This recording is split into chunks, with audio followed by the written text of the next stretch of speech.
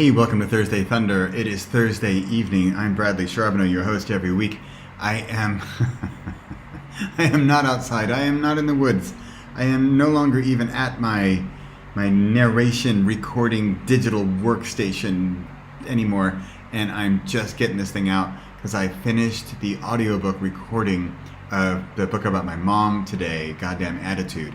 And it is done, and it is out, and it is out there, and it is available, and I'm super proud of it, and it went really well, and oh, it was fun. Hey, I'm going to give you a sneak peek. I'm going to give you a little chapter 1. I think it's 3 minutes long or something like that. You'll just get a quick idea about what it's like, and get a little view into my audiobooks. And I got to tell you, this audiobook narration, I'm just in my flow. It's my happy place. I'm just loving it. So I hope you enjoy this.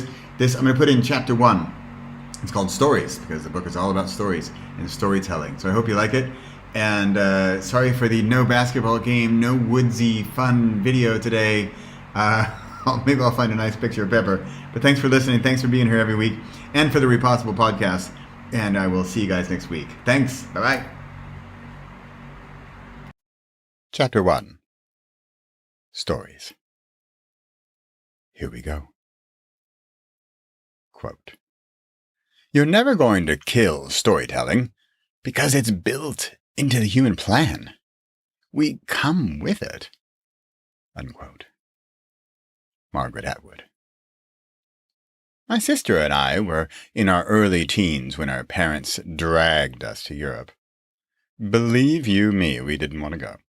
We wanted to go to the beach and hang out and bake in the summer sun. No can do. One of the worst parts was Mom reading old letters from family while we traveled by train.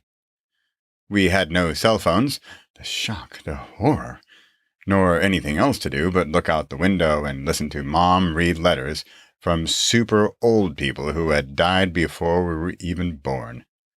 I mean, seriously, folks, who cares? We sure didn't.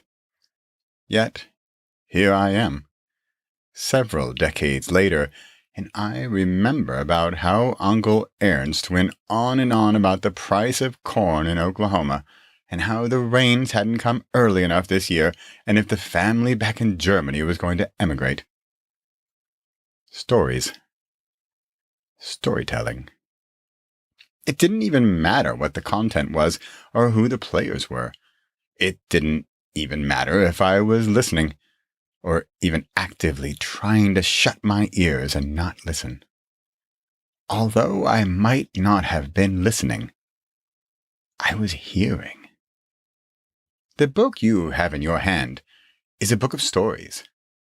My stories about my mom, but also her stories, and to my surprise, stories from friends and family that have flooded my inbox in recent weeks.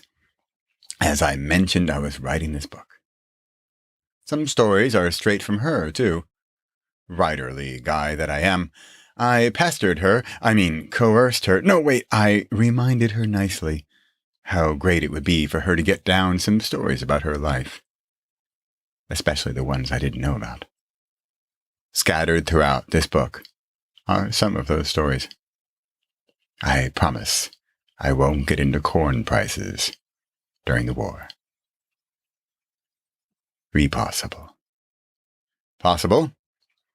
Think about telling the story. Impossible?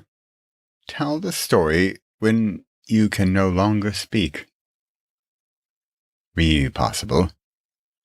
Tell the story even if they're not listening, they're hearing.